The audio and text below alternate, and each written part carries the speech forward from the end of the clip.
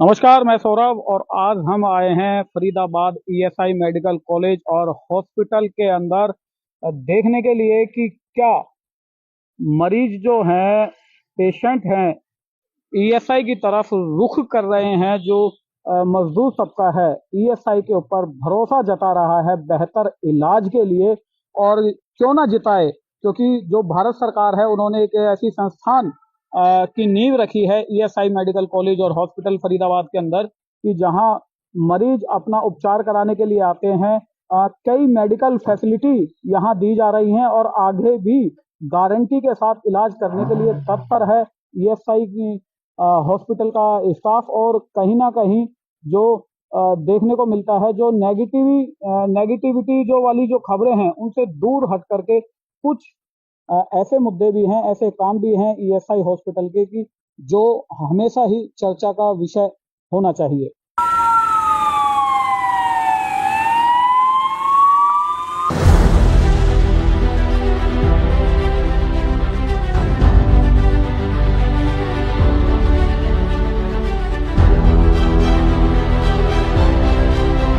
भारतीय मेडिकल जगत में एक ऐसी संस्था जो भारत के गरीब मजदूर वर्ग के लिए आज एक संजीवनी के रूप में करोड़ों भारतीय नागरिकों के लिए 24 घंटे मेडिकल सुविधा के लिए नंबर 1 पर है, जिस पर आम जन का पूर्ण भरोसा दिन प्रतिदिन बढ़ता ही जा रहा है। जी हाँ, हम बात कर रहे हैं ESIC medical college hospital Faridabad, जो आज एक आकर्षण का केंद्र भी बनता जा रहा है, जो आज आधुनिक तकनीकों से लैस है। आज हमारी टीम पहुंची है ESIC medical college hospital Faridabad में। आप सभी को यहाँ की समस्त मेडिकल और मेडिकल कॉलेज की सुविधाओं को रूबरू कराने। इस अस्पताल में आपातकालीन ओपीडी सेवाएं, बाल रोग विभाग के सहयोग से हर हफ्ता 2 बार दुर्लभ रोग क्लिनिक का भी आयोजन किया जाता है। ये केंद्र दुर्लभ अनुवांशिक स्थितियों के निदान के लिए जेनेटिक लैब स्थापित करने वाला हरियाणा का पहला केंद्र भी बन गया है। तो आइए इसी कड़ी में हम आपको मिलाने आए हैं कि जिन्होंने आज ईएसआई जैसी संस्थान को बुलंदियों पे लेके आए हैं, जिन्होंने अथक प्रयास किए हैं ईएसआई के अंदर, एम्स की तर्ज पे उसको लेकर जा रहे हैं। मिलाते हैं आपको अनिल कुमार पांडे जी, जो कि डीन है ESI medical college and hospital के। सर, क्या अथक आपने प्रयास ऐसे किए हैं कि जो आज ईएसआई बुलंदियां छूता जा रहा है हरियाणा और फरीदाबाद के अंदर? ये प्रयास हमने किया है, बट ये मेरा अकेले का प्रयास नहीं है। पूरी ईएसआईसी टीम, यहाँ के लोगों, यहाँ के मजदूर यूनियन सभी के सहयोग से और मेनली ईएसआई हेडक्वार्टर के सहयोग से आज ESIC medical college and hospital Faridabad एक इंडिया के टॉप इंस्टीट्यूट की गिनती में गिना जा रहा आ रहा है। तो ये सिर्फ मैं ये बोलूँगा, हमारे सारे senior doctor, junior faculty, nursing staff, paramedical staff, housekeeping staff सभी के प्रयास से। कोई भी संस्थान एक व्यक्ति के प्रयास से नहीं जाता है, निश्चित रूप से उस व्यक्ति का प्रयास होता है तो फिर सारे लोग भी उसमें सहयोग करते हैं। तो सभी के सहयोग से ये संस्थान आगे बढ़ा है। तो आइए, इस वक्त हम हैं फरीदाबाद हॉस्पिटल ईएसआई के मेस के अंदर, जहां बच्चों के लिए खाना बनाया जाता है और लंच और डिनर यही होता है। जो पढ़ाई करने के लिए आते बच्चे हैं, मेस के इंचार्ज हमारे साथ हैं, इनसे हम जानेंगे कि क्या प्योरिटी खाने में रखी जाती है बच्चों के लिए। क्या नाम है सर?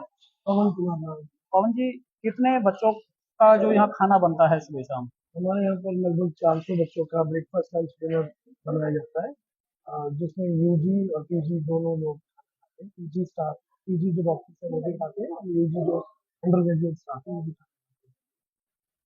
किन प्योरिटी के हिसाब से खाना बनता है? कोई दवाई वगैरह भी खाने में मिलाई जाती है? नहीं, हम लोग हाइजीन का प्रॉपर ध्यान रखते हैं, साफ सफाई का पूरा ध्यान रखते हैं कि जिससे कि किसी को फूड पॉइजनिंग या कोई ऐसी दिक्कत ना हो जो जो हम उसका कारण बने। हम उसका पूरा ध्यान रखते हैं कि पूरी सफाई और स्वच्छता से खाना बने। कोई चार्ज वगैरह भी होता है? जी बिल्कुल, इनका 3500 रुपीज पर मंथ का मंथली चार्जेस होते हैं, जो एक में डिपॉजिट कराते हैं उसके बेस पे। प्रियंका जी, जो मैस में खाना मिलता है डॉक्टरों के लिए और स्टूडेंट के लिए, वो किस क्वालिटी का है? मेस का खाना तो मुझे तो हाइजीनिक लगता है, हाइजीनिक तरीके से बनाया भी जाता है ये खाना। एंड मतलब खाने में मतलब ठीक है, हाइजीन है, प्रोटीन की चीजें हैं, जो भी न्यूट्रिशन लगता है वो चीज मिलती है। साफ सफाई का पूरा ध्यान है यहाँ। जी, साफ सफाई का रहता है। पानी भी मतलब आरओ वाटर यूज किया जाता है। यहाँ जो खाना है और यहाँ की साफ सफाई है, दूसरा जो यहाँ हॉस्टल में बच्चे रहते हैं, कैसी फैसिलिटी है, खाने की क्या क्वालिटी है, किन किन चीज़ों का यहाँ ध्यान रखा जाता है? खाना क्वालिटी और क्वांटिटी के हिसाब से एफिशिएंट है। 40 रुपए पर डाइट पड़ता है यहाँ पे, हर किसी के लिए फिजिबल है। यहाँ पे आईपी के स्टूडेंट है, उसी को ध्यान में रखते हुए यहाँ पे डाइट को सस्ता रखा गया है। 35 रुपए यहाँ की डाइट है महीने भर की। उसके हिसाब से 40 रुपए पर डाइट पड़ता है। अगर हम पूरे दिन का विश्लेषण करते हैं, 3 टाइम खाना मिलता है और 1 टाइम चाय मिलती है। अभिषेक जी, किस चीज़ के आप डॉक्टर हैं और कितने पेशेंट रोजाना आप यहाँ ट्रीट करते हैं? हम बच्चों के जो सर्जरी होते हैं, पीडियाट्रिक सर्जरी, उसके स्पेशलिस्ट हैं। तो हमारा ओपीडी होता है, 4 दिन होता है ओपीडी, 2 दिन ऑपरेशन थिएटर दिन होते हैं। और ओपीडी में अराउंड आप रजिस्टर में देख सकते हैं 40 से 50 मरीज सुबह हैं, और दोपहर को भी करीब 20-30 मरीज हम देखते हैं। तो दिन का 50-60 मरीज देखते हैं हम लोग ऑन एवरेज, कम ज़्यादा होता है कभी कभी।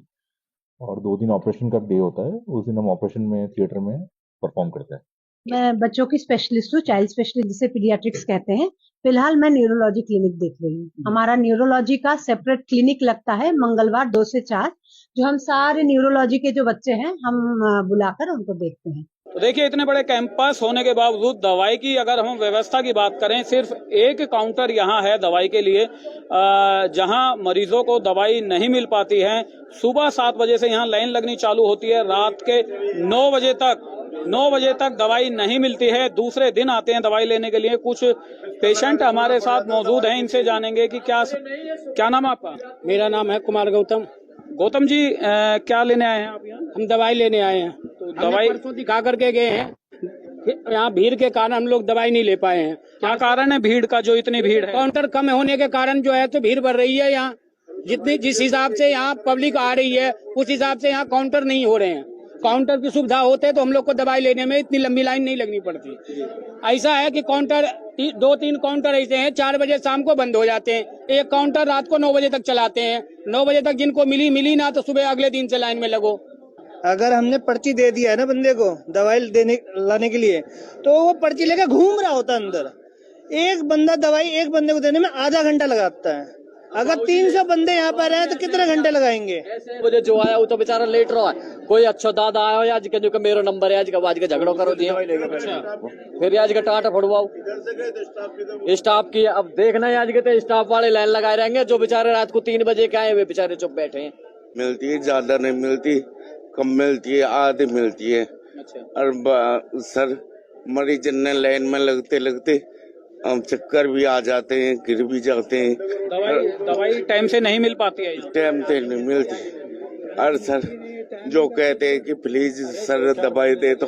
जो 2-4 बंदे स्टाफ में है भी, 6 काउंटर लगे हुए हैं, उसमें 3 बंदे काम कर रहे हैं, उसमें भी आधा घंटा वेस्ट करते हैं।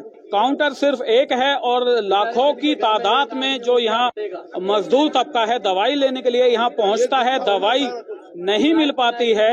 और कहीं ना कहीं ईएसआई मैनेजमेंट को यहाँ जो दवाई का काउंटर है उसको बढ़ाने की, तकरीबन 3 या 4 काउंटर ऐसे हों जहां मरीजों को सुविधा अनुसार दवाई जल्द मिल सके। तो आइए आपको मिलाते हैं जिनकी अहम भूमिका हर कैंपस, हर संस्थान में मानी जाती है। बात कर रहे हैं हम सफाई कर्मचारी की, जो कि कोरोना काल में भी कोरोना वॉरियर्स के नाम से जाने गए हैं। मिलाते हैं आपको जो यहाँ सफाई कर्मी हैं। क्या नाम है आपका? महेंद्र जी। महेंद्र जी, क्या क्या सुविधा आपको यहाँ मिलती हैं सफाई कर्मचारियों को, चाहे हम वर्दी की बात करें या और फैसिलिटी की बात करें? तो क्या जी, बस ना तो हमें वर्दी मिलती है टाइम से, और जूता के लिए बोला था, जूते भी नहीं मिल रहे हमें। बाकी बस यहाँ तो ऐसी है जी। जो बाकी सफाई व्यवस्था आप यहाँ देखते हैं बिल्कुल पूरी चाक चौबंद मिलता है वैसे साफ सामान, बाकी ये नहीं मिलता हमें वर्दी वगैरह केमिकल वगैरह सब मिलता है। सब मिलता है जी। और सफाई हाँ जी, सफाई पूरी तरह से करते हैं। क्या नाम है आपका? मिथिलेश। क्या कमी है? आपने तो अभी ड्रेस भी नहीं पहनी हुई है। सर एक ड्रेस नहीं है आपके पास? एक ड्रेस मिली थी सर हमको। जी, तो वो पहनी नहीं आपने? ये तो फट गई जब भी मिली थी, जब लगे थे। दोबारा नहीं मिली? नहीं। कमी यहाँ नजर आ रही है, कर्मचारियों के पास ड्रेस प्रॉपर नहीं है। 3-3, 4-4 महीने से बगैर ड्रेस के वो लोग काम कर रहे हैं। देखो जो ड्रेस अभी इशू कर रहे हैं, पहले हॉस्पिटल एरिया में कर रहे हैं, उसके बाद हॉस्पिटल के बाद में हमारा हॉस्टल एरिया है उसमें करेंगे। जैसे ही आ जाएगी तो हमें फ़ोन करके बुला लेंगे और हमें इनको दिला देंगे। 3-3, 4-4 महीने टाइम लग रहा है ड्रेस के लिए। जैसे सिल के आती हैं जो वहाँ से जैसे भी डिस्ट्रीब्यूट कर रहे हैं उस हिसाब से हम उनको बुलाएंगे। जैसे हमें आदेश होते हैं बुला लो उस एरिया के ओपीडी के बुला लो, आज हॉस्पिटल के बुला लो, तो हॉस्टल का भी नंबर आया नहीं है, जब आएगा। प्रेमचंद जी, किस पोस्ट पे आप यहाँ कार्यरत हैं? मैं हाउस कीपिंग सुपरवाइजर पोस्ट पे हूँ।